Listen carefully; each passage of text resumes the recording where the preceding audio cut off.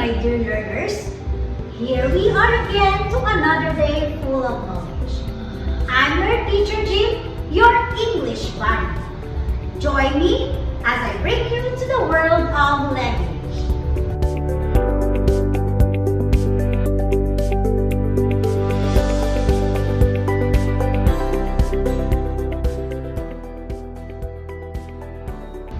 Today, we will discuss about multimodal text. At the end of this lesson, you should be able to identify multimodal text and its elements, express insights on the idea presented in the material view, compose text which include multimodal text.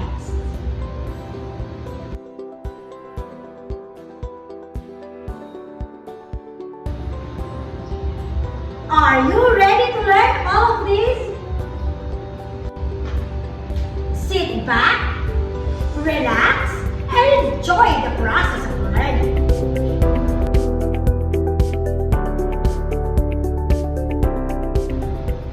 Before we start, let us have a brief review about impromptu speaking. These are the things that you should and you shouldn't do in delivering an impromptu speech.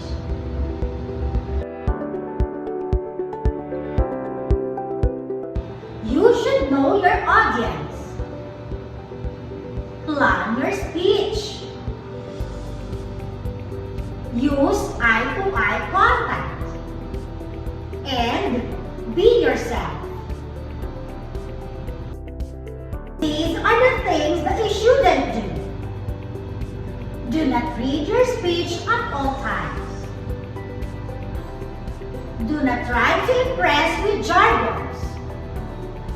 Do not hurry up. Avoid highfalutin words.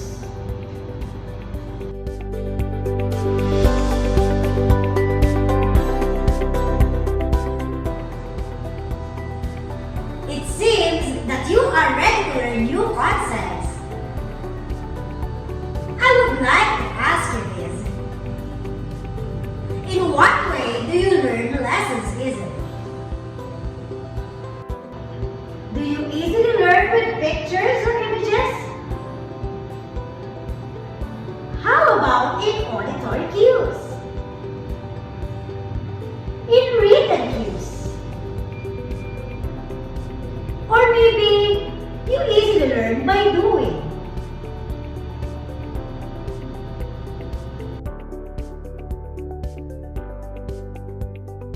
Your learning preference shows your learning style.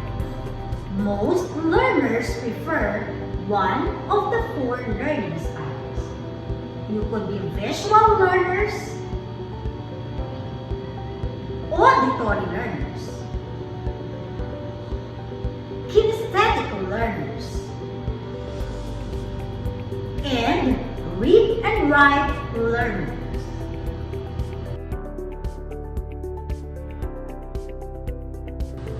The reason why I want to know your preference in learning because our lesson today is multimodal text, which use one or more of your learning preferences. Let's talk about multimodal texts. What are multimodal texts? To better understand what multimodal texts are, I have here 2 different materials. Material A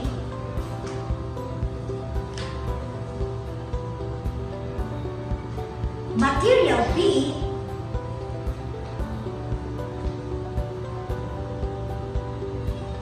What is the difference between the 2 materials?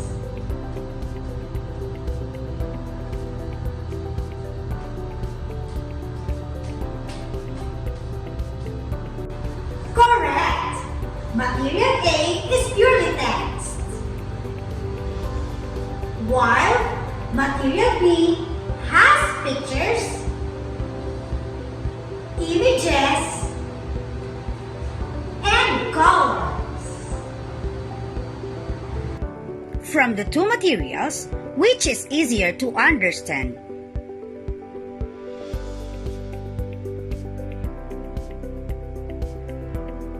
You're right. Material B is more understandable. Why do you think material B is more understandable?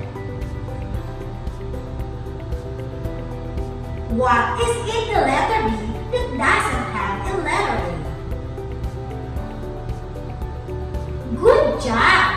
Because material B uses not only text but also pictures, images, and colors. It is an example of what we call multimodal text. Do you now have an idea about multimodal text? Great! Multimodal texts are texts that have more than one mode, such as print, image, sound, and movement. And it contains elements of audio, visual, and/or animation along with the written language. In creating a multimodal text, there are modes or elements to be considered. In the composition field, multimodal elements are commonly defined in terms of the 5 modes of communication. First, linguistic. It could be word choice, delivery of spoken or written text, organization into sentences, phrases, paragraphs, or coherence of individual words and ideas.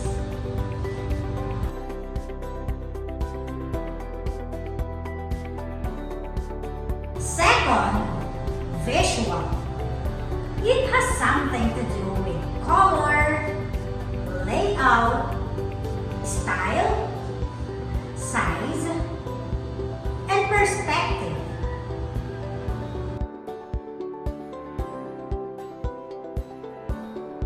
Third is gestural. It pertains to facial expressions, hand gestures, body language, interactions between people.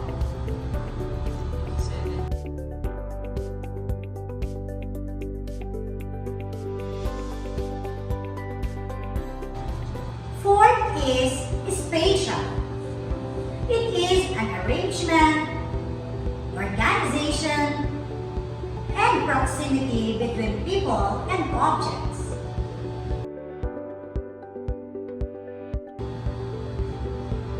Last is audio. It is more on music, sound effects, ambient noise or sounds, silence, tone, emphasis and accent of voice in spoken language, and volume of sound.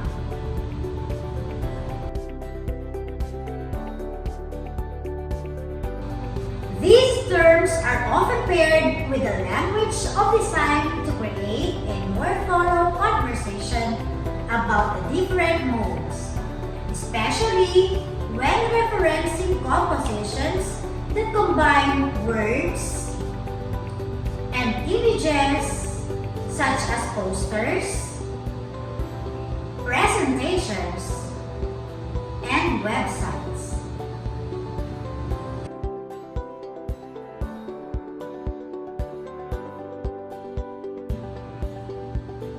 Let us now process the information that you learned by answering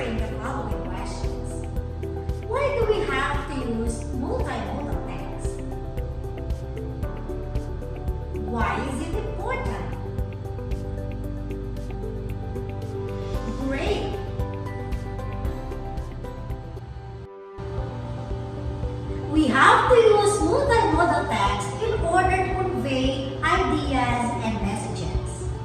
Like in social media platforms, people post and share their emotions, ideas, experiences, and opinions through text with emojis or graphics presentation and sound or music.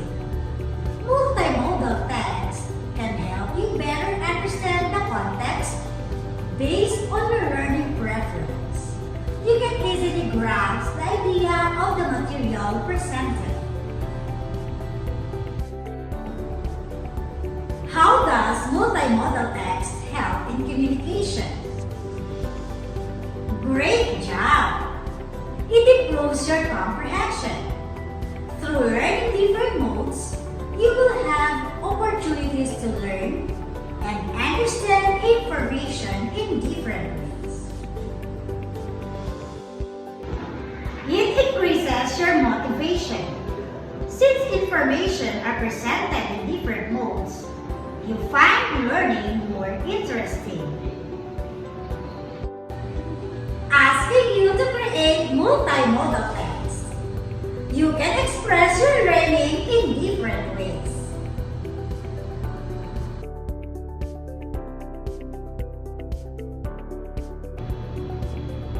To sum it up, multimodal text consists of two or more similitudes, such as signs and symbols, systems that are used together to inform or convey meanings to the readers.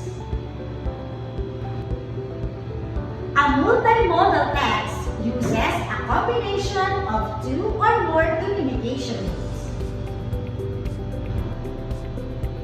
Multimodal elements are commonly defined in terms of 5 modes of communication, namely linguistic, visual, gestural, spatial, and audio.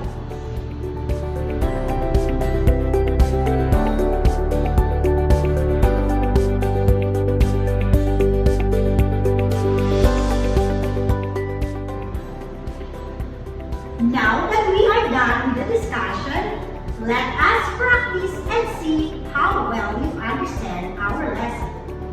In this activity, you are going to identify the element in each material I am going to show you.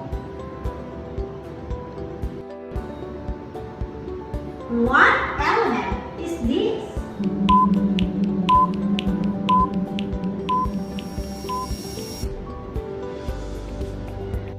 Very good, learners.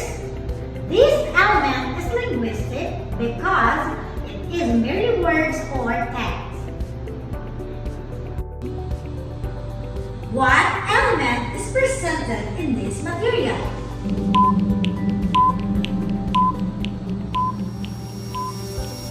Amazing! This element is called auditory because it uses sounds or auditory cues.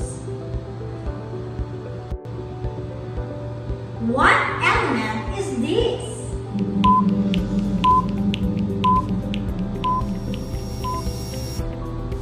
Very good, learners. This is an example of visual element. What element do you see?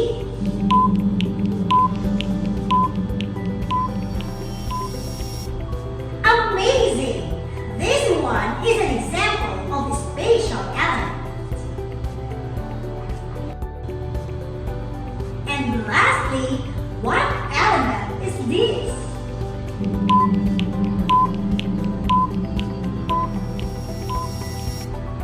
Very good!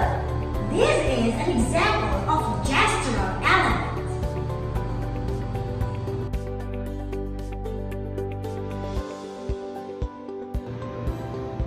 In the next activity, you have to choose the best idea of the following multimodal text. What idea is presented on this material?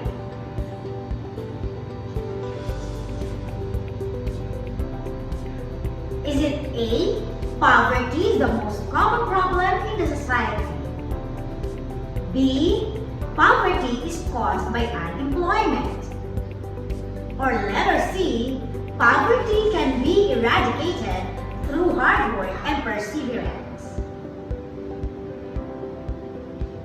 Amazing! The correct answer is letter C. How about this material?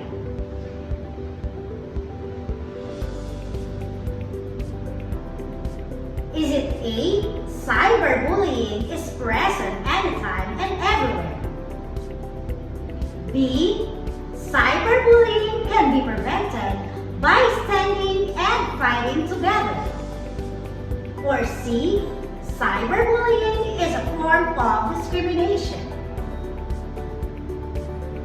Very good! The correct answer is letter B.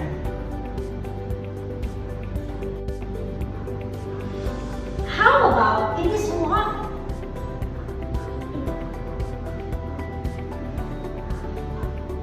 Is it A. In the Philippines, low quality work remains? Letter B. Most of the Filipino workers are under non-regular status. Letter C. Filipino workers do not receive just compensation. Good job! The correct answer is letter A.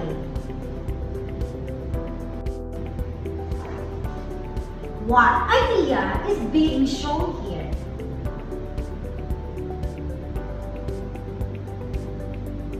Is it A.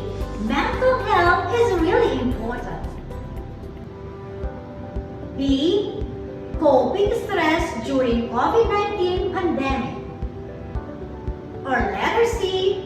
There are various factors that can cause stress and depression. Very good! The correct answer is letter B. Lastly, look closely at this material.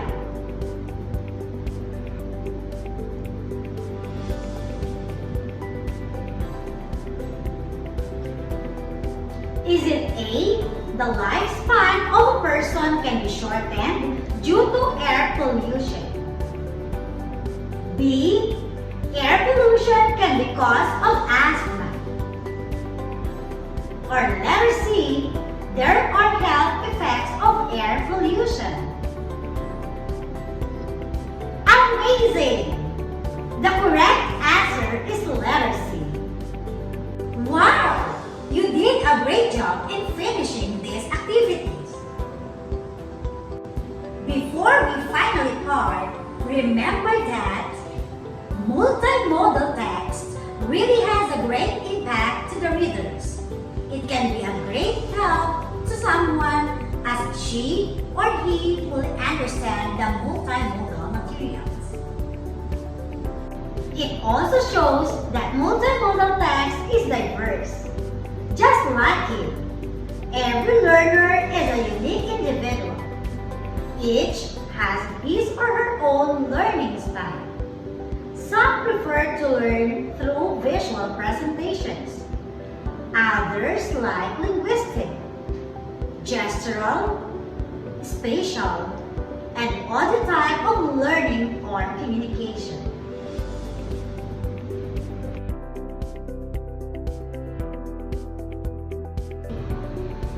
To apply what you have learned in this lesson, I will leave you this writing task. You are going to create a multimodal text of one of the social issues in the Philippines.